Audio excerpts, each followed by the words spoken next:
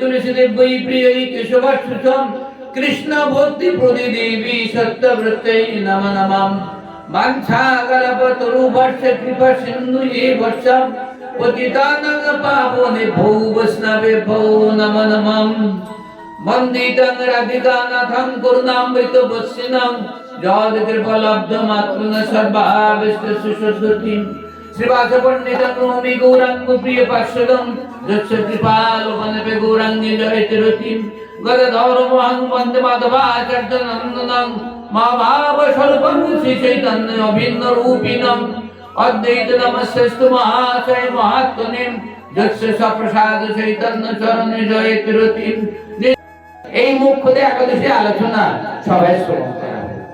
ভগবান কৃষ্ণচন্দ্রের কাছে সেই সময় তদানীন্তন সেই কালে মহারাজ যুধিষ্ঠির ভগবান কৃষ্ণের কাছে জিজ্ঞাসা করিয়াছিলেন, এই কৃষ্ণ, এই পরম দয়াল, এখানে সংসার মাঝে আমি একটা একাদশীর কথা আপনার কাছে জিজ্ঞাসা করতে চাই।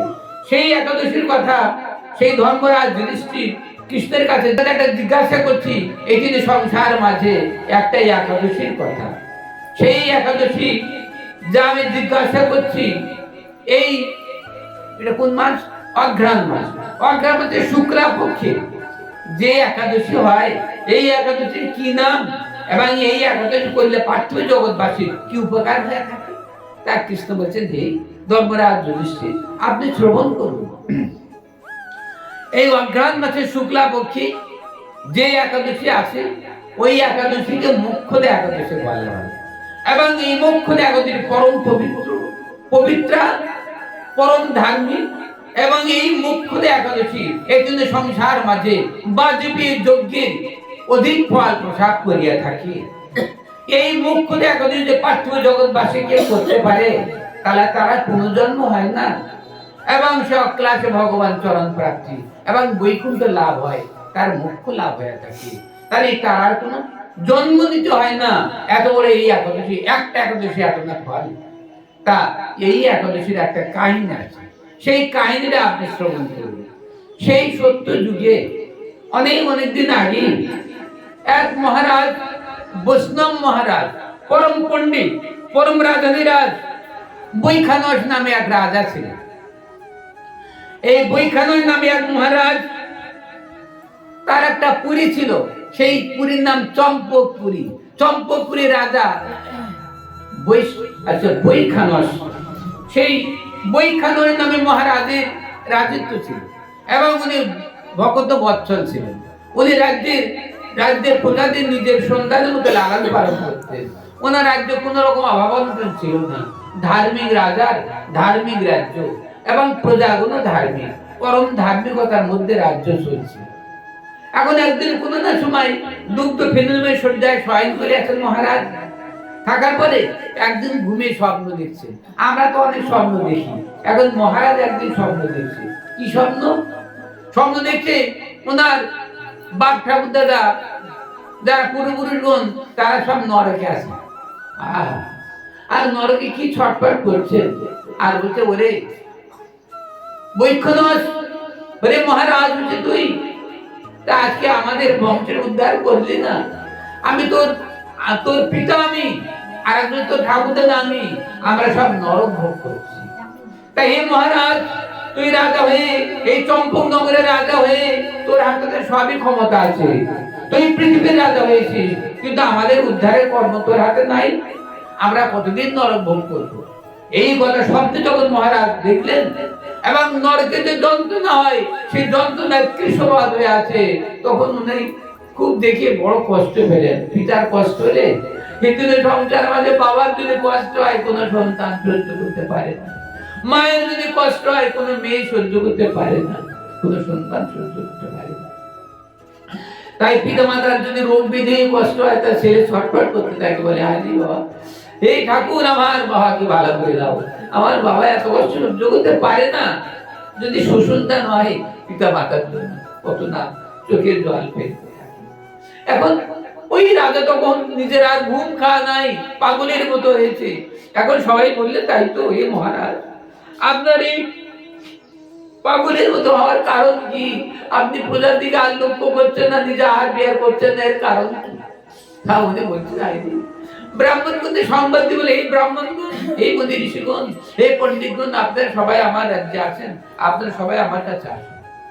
আমার একটা মহা বিপদ হয়েছে। এখন সবাই আসে, তাই তো মহারাজের কি বিপদ হয়েছে? ভালো মহারাজ থাকতে এরকম মহারাজ বিপদ হয়ে যাচ্ছে, কিন্তু কাটতে না নিরালে নির্জনে থাকে। আর ভুল বাকি আরে কেন মহারাজের সবাই এসে বলতেন, হে মহারাজ, এই মহারাজ আপনার কি সমস্যা বলুন, আমাদের জীবন লাগে, আমরা জীবন দেব, কারণ আপনি আমাদের পুত্রের মধ্যে লালন পালন করেন।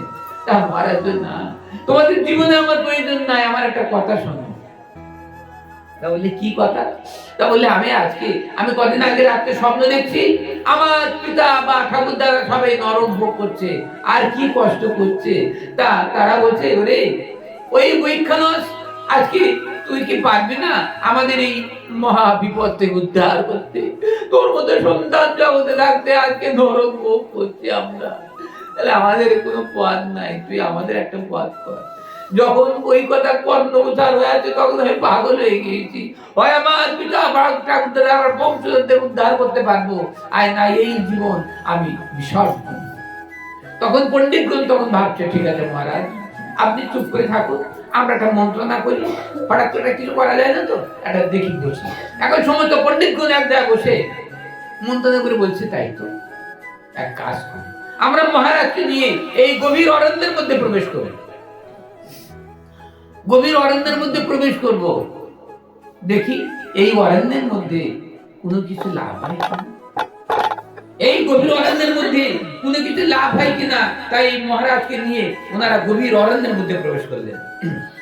গভীর অরণ্যের মধ্যে প্রবেশ করে তাই দেখছে সেই মহাত্মাগণ গভীর অরণ্যের মধ্যে প্রবেশ করে দেখছে, তাই তো কোথাও কিছু দেখতে পাচ্ছি না, কোথাও কিছু দেখতে পাচ্ছি না, এখন কি করবে ভাবছে। তাই তো এই অরণ্যের মধ্যে ঢুকি মহারাজকে কি করে মহারাজের এই বিপদ মুক্ত করা যায়। এখন মহারাজকে নিয়ে গভীর অরণ্যের মধ্যে প্রবেশ করলেন, করার পরে ভাবছি যে মহারাজের এই মহান এই দুঃখ থেকে আমরা কি করে দুঃখের নিবারণ কিভাবে করি। এখন মহারাজকে নিয়ে ওরা নিরালে নির্জনে হাঁটছে, চলছে চলছে পথ চলছে, কিন্তু কোনো কিছু সন্ধান পাচ্ছে না। ভাবছে কেমনি ভাবে মহারাজকে বাঁচানো যায়। আর মহারাজ বলেছে, যদি এই বনের মধ্যে ঢুকে যদি আমার এই পিতামাতার আমার বংশধরদের যদি উপকার না হয়, তাহলে আমি রাজ্য রাখবো না, আমি আর রাজ্য শাসন করব না, আমি এই মুখ আমি দেখাবো না, আমি বনের মধ্যে আমি আমার এই দেহ নিপাত করে দেব। এই কথা মহারাজ যখন বারংবার বলছে, তখন এনাদের মনের মধ্যে ভয় হচ্ছে। তাই তো এখন কি করা যায়, এখন উনি চিন্তা করতে লাগলেন। এমন সময় সবাই একসঙ্গে চলতে চলতে অদূরে এক মহামুনির সঙ্গে দর্শন হল। সেই মুনির নাম কি জানেন? পদ্মমুনি, বিশাল আকার দেহধারী মহামুনি, জ্যোতির্ময় মহাপুরুষ, সাধন ধ্যানাশ্রয় আছে। এখন সমস্ত পণ্ডিত বর্গ নিয়ে রাজাকে নিয়ে বলে, মহারাজ, শাস্ত্রাঙ্গ প্রণাম করতে করতে মহামুনি শরণাপন্ন হই। এই মহামুনি ত্রিকালজ্ঞ, তিনি ত্রিকালের সংবাদ জানেন, অতীতে বর্তমান এবং ভবিষ্যৎ সব বলতে পারেন। এনার কাছে গেলে উনি আমাদের ব্যবস্থা করবেন। তখন মহারাজ সাষ্টাঙ্গ দণ্ডবাদ করতে করতে মুনির কাছে অগ্রসর হলেন। মুনি তখন ধ্যানস্থির দেখেন আমাদের দেশের মহারাজ সাষ্টাঙ্গ দণ্ডবাদ করতে করতে, অষ্টাঙ্গ দণ্ডবাদ করতে করতে আমার কাছে হাজির হয়েছে। তখন উনি ধ্যান ভেঙে সেই দেখলেন বৈখ্যানগর মহারাজ, চম্পকনগরের মহারাজ দুলায় ভূলণ্ঠিত। তখন বলছে, মহারাজ, আমি পর্বতমুনি, আমার সকাশে কেন আসিয়াছেন? আর আপনার দন্তে তৃণ ধরে এই ধুলায় লুণ্ঠিত অবস্থায় সাষ্টাঙ্গ দণ্ডবাদ করতে করতে আমার কাছে আসিয়াছেন, এর কারণ কি? তখন উনি বললে, হে মহামুনি, হে ভগবান, আপনি ত্রিকালজ্ঞ, আপনি আমার সমস্যার সমাধান করুন, আপনি আমার এই জীবন আমি আর রাখবো না। তা বলে, মহারাজ বলুন কি সমস্যা? বললেন, আমার বংশধরগণ নরকবাসী হয়ে আছে, কত কষ্ট পাচ্ছে, আর আমি দুগ্ধ বেগমের শয্যায় শয়ন করি, আমি রাজভোগ খাই, তাই আমি আমার খাদ্য আমার শয্যা ত্যাগ করে দিয়েছি। এই বনের মধ্যে আসিয়াছি, যদি আপনি একটা পথ করেন তাহলে আমি ফিরে রাজ্যে যাইব, আর না আমি আর রাজ্যে যাইব না, আমার জীবন এই বনের মধ্যে আমি ত্যাগ করব। তখন বললেন ঠিক আছে মহারাজ, একটু অপেক্ষা করুন, আমি একটু দেখি কি সমস্যা। এইবার মহামুনি ধ্যানস্থ হলেন। পরদিনে ধ্যানস্থই দেখেন পুরা কালে এই বৈষ্ণব রাজার যে পিতা, উনিও রাজা ছিলেন, উনি একজন ক্ষত্র রাজা ছিলেন। তা একটা সমস্যা ওনার হয়ে আছে সেই সমস্যা আমি এখন বলে যাই সম্মুখে, সংকোচ করার কোনো প্রয়োজন নেই। ওনার সহধর্মিনী মহারাজ তো ধর্মপরায়ণ, ওই স্ত্রীর ঋতু রক্ষা করার সময় ওনার ছিল। স্ত্রী বলেছিলেন হে মহারাজ, আমি ঋতুমতি হয়েছি, আমার ঋতু রক্ষা করবে। আগেকার জন্মের কথা বলছি, এই মহারাজের পিতার কথা বলছি। সেই সময় উনি ওনার স্ত্রীর কাছে, স্ত্রী ওনাকে বলেছিল আমার ঋতু রক্ষা করবে। তা বলছে আমি এখন সময় নাই, ঋতু রক্ষা করেননি। সেই অপরাধ হয়েছে ওই মহারাজের, ঋতু রক্ষা না করার কারণে, স্ত্রীর বাক্য রক্ষা না করার কারণে ওনার নরকে যেতে হয়েছে। তাই তোমার পিতার এইরকম সমস্যা হয়েছে, তা তুমি এক কাজ করতে পারো, আগামী অঘ্রাণ মাসের মুখ্য একাদশী আসছে, ওই মুখ্য একাদশী করে সপরিবারে করে ওই ফল যদি তোমার বংশধরদের কিঞ্চিত দিতে পারো, তাহলে ওনাদের সব এই নরক থেকে উদ্ধার হয়ে ওনারা সব বৈকুণ্ঠ লোক প্রাপ্ত হইবে।